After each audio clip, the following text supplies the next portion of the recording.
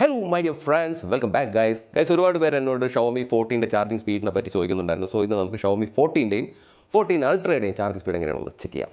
Okay, ഇത് നിങ്ങൾ കണ്ടോളാം. എനിക്ക് എൻ്റെ രണ്ടും 120 വാട്ട്സിൻ്റെ ചാർജർ തന്നെയാണ്. പിന്നെ നിങ്ങൾ പറ്റിച്ചെന്ന് പറയരുത്.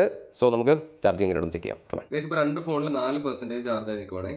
നമുക്ക് ഇപ്പോൾ രണ്ട് ഫോണിൽ ടൈമർ സെറ്റ് ചെയ്തിട്ടുണ്ട്. നമുക്കിപ്പോൾ ചാർജിങ് സ്റ്റാർട്ട് ചെയ്യാം.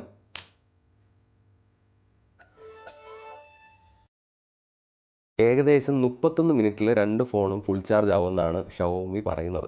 നമുക്ക് നോക്കാം. ഇതിൽ MI 14 4610 mAh ബാറ്ററിയും 14 അൾട്രയിൽ 5000 mAh ബാറ്ററിയാണുള്ളത്. ഓക്കെ, നമുക്ക് നോക്കാം.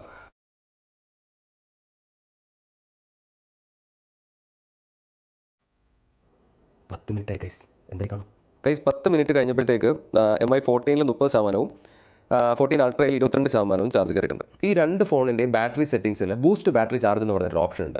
അത് ബൈ ഡിഫോൾട്ട് ഓഫായി കിടക്കുമായിരിക്കും. അത് നമ്മൾ ഫോണിൽ കയറിയിട്ട് ആ സെറ്റിംഗ്സ് ആക്റ്റീവ് ആക്കുക. എന്നിട്ട് ചാർജ് ചെയ്യുമ്പോഴത്തേക്കായിരിക്കും ഫുൾ പൊട്ടൻഷ്യൽ ബാറ്ററി ചാർജ് ആവുന്നത്. ആ ഓപ്ഷൻ ഓൺ ആക്കിയിട്ട് നമ്മൾ ചാർജ് ചെയ്യുമ്പോഴത്തേക്ക് ഫോൺ യൂസ് ചെയ്യാതിരിക്കുക. കാര്യം ഡിസ്പ്ലേ ഒക്കെ യൂസ് ചെയ്യുമ്പോഴത്തേക്ക് ഫോൺ കുറച്ച് ഓവർ ഹീറ്റ് ആവും. സോ അങ്ങനെ ബൂസ്റ്റ് ചാർജ് കൊടുത്തിട്ട് ചാർജ് ചെയ്യുന്ന സമയത്ത് ഫോൺ യൂസ് ചെയ്യാതിരിക്കുന്നത് നല്ലതായിരിക്കും. ഷോമി അതിനകത്ത് തന്നെ നോട്ടിഫിക്കേഷൻ നമുക്ക് കാണിക്കും. 20 മിനിറ്റായി, നോക്കിയാലോ.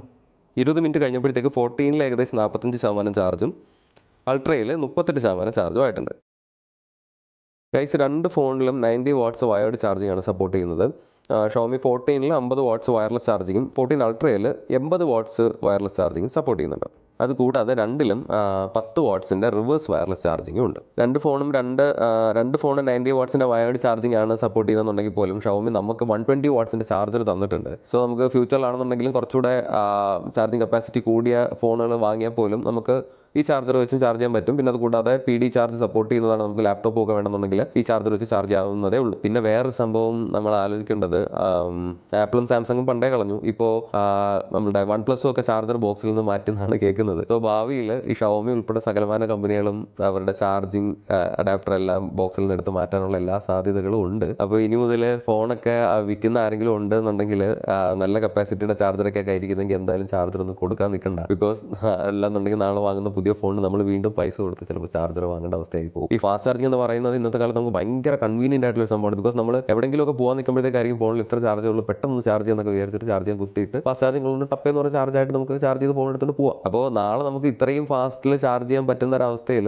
ഇവരൊക്കെ നാളെ ചാർജർ പെട്ടിയിൽ വെക്കാത്തൊരവസ്ഥ വരുമ്പോഴത്തേക്ക് നമ്മൾ ഉറപ്പായിട്ടും പൈസ കൂടുതൽ കൊടുത്ത് ഈ ഫാസ്റ്റ് ചാർജിങ് അഡാപ്റ്റേഴ്സ് തന്നെ വാങ്ങേണ്ട അവസ്ഥ വരും. നമ്മളത് വാങ്ങുകയും ചെയ്യും.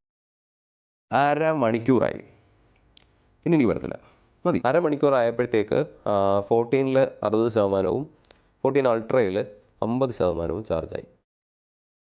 ഏകദേശം 40 മിനിറ്റ് ആയപ്പോഴത്തേക്ക് 14 80% ചാർജായി, 14 അൾട്രയിൽ 64% ചാർജുമായി.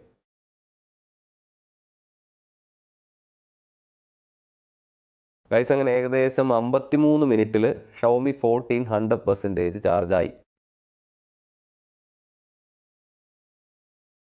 ഗൈസ്, ഏകദേശം 1 മണിക്കൂറും 6 മിനിറ്റും. ഗൈസ്, ഇപ്പോൾ കണ്ടല്ലോ, ഷവോമി 31 മിനിറ്റിൽ രണ്ട് ഫോൺ ഫുൾ ചാർജ് ആവുമെന്നാണ് പറഞ്ഞിരുന്നത്. പക്ഷേ നമുക്ക് ഷവോമി 14 ഏകദേശം 53 മിനിറ്റ് കൂടുതലും 14 അൾട്ര 1 മണിക്കൂറിൽ കൂടുതലും എടുത്ത് ഫുൾ ചാർജ് ആവാനായിട്ട് നമ്മൾ 4% ചാർജിലാണ് ചാർജ് ചെയ്യാൻ വെച്ചതെന്ന് ഓർക്കണം. അങ്ങനെ വെച്ചതിൻ്റെ റീസൺ എന്ന് വെച്ചാൽ ഈ 3% താഴെ ആകുമ്പോഴത്തേക്ക് ഈ ഫോൺ രണ്ടും ഹൈബർനേഷൻ മോഡ് എന്ന് പറയുന്ന ഒരു മോഡിലേക്ക് പോകും. അങ്ങനെ പോയി കഴിഞ്ഞാൽ നമുക്ക് ബേസിക് കോളിംഗ് ഫെസിലിറ്റി മാത്രമേ പറ്റൂ. ടൈമർ ഒന്ന് സെറ്റ് ചെയ്യാൻ ബുദ്ധിമുട്ടായി പോകും. അതുകൊണ്ടാണ് 4% ചാർജിൽ നമ്മൾ ചാർജ് ചെയ്യാൻ വെച്ചത്. പിന്നെ വേറെ സംഭവം എന്താണെന്ന് വെച്ചാൽ ഈ ഫോൺ കമ്പനീസ് ഒക്കെ ചാർജിങ് പെർഫോമൻസ് പറയുന്നത് ഒരു ഐഡിയൽ കേസിലായിരിക്കും. നമ്മൾ പ്രാക്ടിക്കൽ സിനാരിയോ വരുമ്പോഴത്തേക്ക് നമ്മുടെ ഫോണിന്റെ ബാക്ക്ഗ്രൗണ്ടിൽ ഒരുപാട് പ്രോസസ്സൊക്കെ റൺ ചെയ്യുന്നുണ്ടാവും. പിന്നെ നമ്മുടെ റൂം ടെമ്പറേച്ചർ ഒക്കെ ഇതിന്റെ ഒരു ഫാക്ടറായിട്ട് വരും. നമ്മൾ സ്വിച്ച് ഓഫ് ഒക്കെ ആക്കി വെച്ച് ചാർജ് ചെയ്യുവാണെങ്കിൽ എനിക്കൊന്ന് കുറച്ചുകൂടെ ഫാസ്റ്റ് ആയിട്ട് ചിലപ്പോൾ ചാർജ് ആവുമായിരിക്കും. അപ്പോൾ ചാർജിങ് ടെസ്റ്റ് കഴിഞ്ഞല്ലോ, നിങ്ങൾ ഹാപ്പി ആയല്ലോ. അപ്പോൾ ഓക്കെ, ബൈ.